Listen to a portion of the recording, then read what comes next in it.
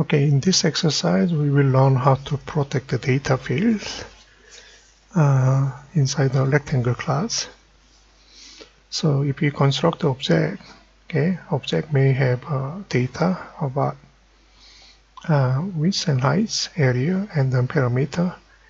You should be able to protect it. For example, you can use set area methods, so you can change the value.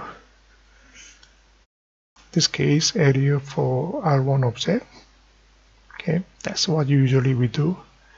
But in this case, you can actually say R1, then area equal to 20.0, because your data fields is not protected. Okay, let me show you what do I mean by that.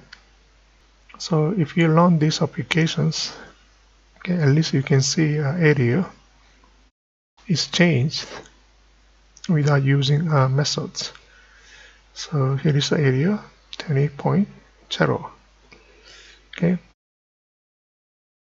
so this is not the best way to design your class. So what we do is we protect it using modifier called private. So you can say private. It means this data field area is hidden inside the rectangle class.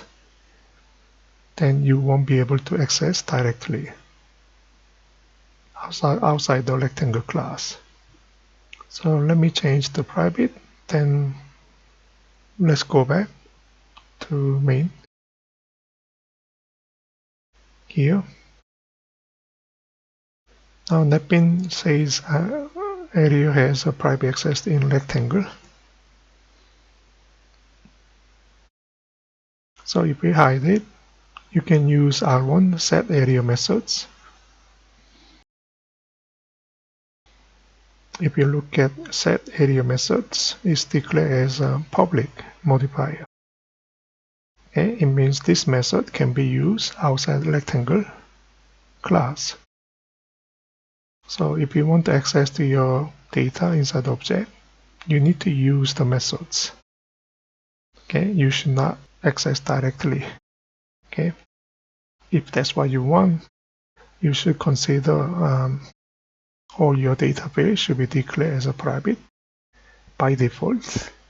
And if you want to change the value or want to access the data, you should add get and set methods.